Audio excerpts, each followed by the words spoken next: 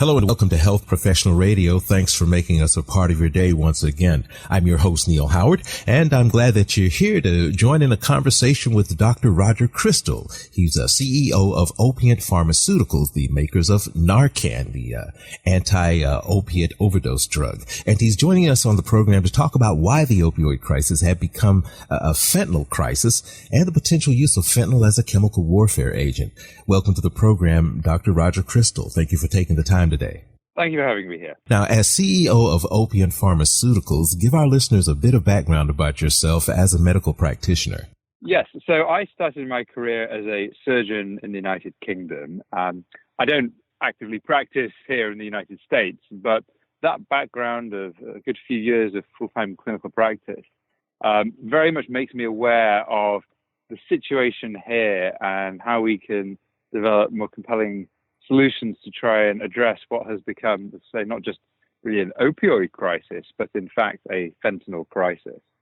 I covered many specialties initially in my training as a junior doctor before focusing on ear, nose, and throat surgery. Now, opioid treatment for pain after surgery, during surgery, for injuries, all sorts of things have been around for quite a number of years. What turned it into a crisis now? I know it's a complicated question, but in your opinion, what is the reason that it's a crisis now? Well, we're defining the crisis in terms of the huge number of people affected. And when I talk about that, we talk about the number of people with opioid addiction. Over 2 million people in this country. There's almost a similar number again who might not be categorized as addicted, but certainly have a dependency on opioids. And then, unfortunately, the huge number of opioid overdose deaths in this country as well, which continues to rise. In terms of how we got here, yeah, you're absolutely right. It's complicated, but just to break it down, we have the mass over-prescribing medication. And the very nature of that opioid painkiller medication has become a lot more potent. So prior to drugs like OxyContin, Vicodin, etc., the main type of, even if you were prescribing an opioid in the United States, it would be something milder, such as codeine. But then we have a system in place as well to allow that overprescribing. So not just the alleged inappropriate marketing of these painkillers by the pharmaceutical industry and the inappropriate prescribing by doctors, but then a system that would allow someone to get, for example, 30 days, 90 days of these painkillers. You would also have a situation where there was additional reimbursement for pain-free patients. And finally, this pain as a fifth vital sign being considered an important aspect of patient care. That all has combined to find ourselves where we are.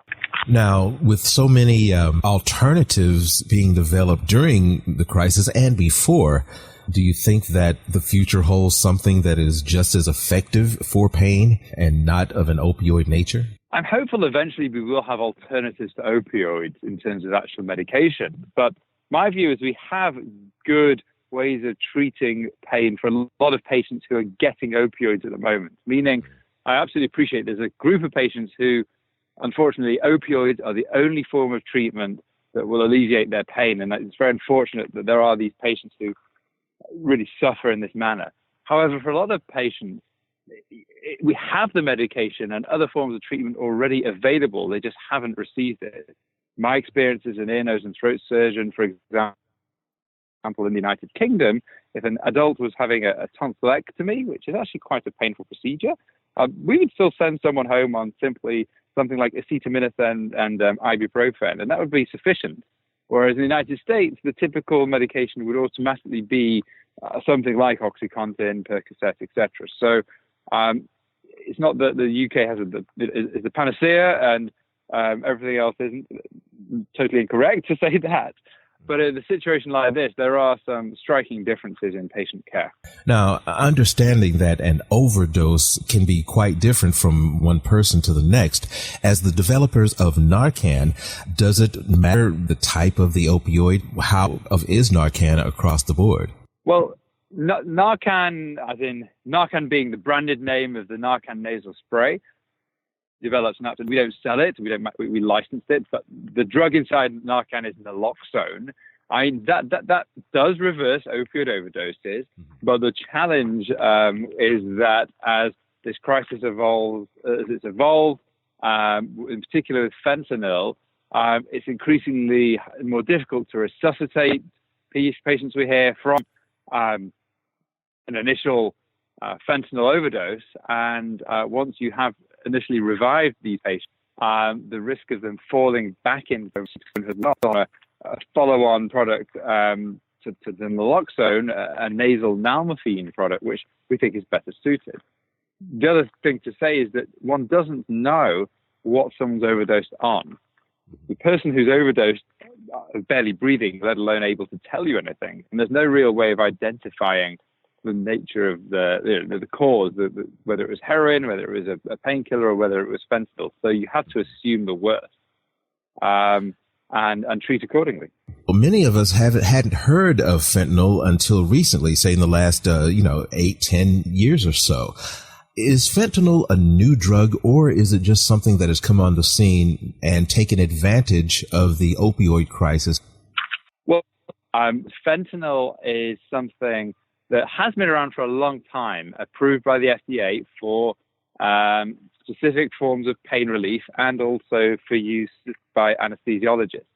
This fentanyl crisis that we have here in the US, though, isn't coming from the fentanyl that physicians are using. So it's not the same as the overprescribing of drugs like OxyContin. The fentanyl that people are unfortunately overdosing and dying from in huge amounts is coming from overseas, from China, some from Mexico as well, where it's quite easy to effectively smuggle it in because it's such a potent drug that it can almost be mailed in an envelope. We don't really need a lot of it to cause quite a lot of devastation. And it's very easy to manufacture. You don't need a pharmaceutical company to manufacture fentanyl. It's unfortunately relatively easy for a competent chemist to synthesize. And this is one of those drugs that you were talking about that is so much more potent than what the opioid crisis is based upon. Absolutely, yes, it is. It's really 50 times more potent than heroin. It's also much longer acting. So heroin has a half-life of an hour to 2 hours, whereas fentanyl 7 to 8 hours. So, yes, it's a different beast entirely in some ways. Let's talk about your role there at Opioid Pharmaceuticals. How long have you been there at Opioid? Well, the Opioid, the company was originally called Light Lake Therapeutics. It started in 2009. I joined shortly after it was started, initially on a more part-time basis. But over the last few years, as we managed to be successful in having more medicines to develop, I've been absolutely involved full-time. And absolutely, yes, I run the company with a fantastic team to help us on our mission to develop more compelling medicines to treat addictions and drug overdose. Now, I did say at the outset of this conversation that we were going to talk about why the opioid crisis has become a fentanyl crisis. I think we touched on that, but we're going to have you back in a future segment to talk more about this opioid crisis, how fentanyl is related to the opioid crisis, and the potential of fentanyl being used in chemical warfare attacks. Is that okay with you, Dr. Crystal, to come back and join us again? Absolutely. Looking forward to it. And where can we go online and get some more information about Opioid Pharmaceuticals? Our website is www.opiant.com. That's OPIANT.com. Dr. Crystal, it's been a pleasure. Thank you for joining us here on Health Professional Radio, and looking forward to speaking with you again soon. Likewise. Thank you very much. You've been listening to Health Professional Radio. I'm your host, Neil Howard. Transcripts and audio of this program are available at hpr.fm and healthprofessionalradio.com.au. You can also subscribe to this podcast on iTunes, listen in, and download at SoundCloud. And be sure and visit our affiliates page at hpr.fm and healthprofessionalradio.com.au. Thank you for listening to Health Professional Radio. We're very proud to be an independent broadcaster providing our content free of charge to you, the listener. One of the ways that we're able to remain free and independent is by having people like you become patrons. You can support Health Professional Radio simply by visiting hpr.fm and clicking the button that says Become a Patron. Your patronage of even just $1 a month lets us know that you're there, which in turn makes us more valuable to advertisers. And, of course, if you're able to afford more, then we would certainly appreciate the support. My name is Toby Longhurst from Health Professional Radio. Please visit hpr.fm, click the Become a Patron button, and support us if you can.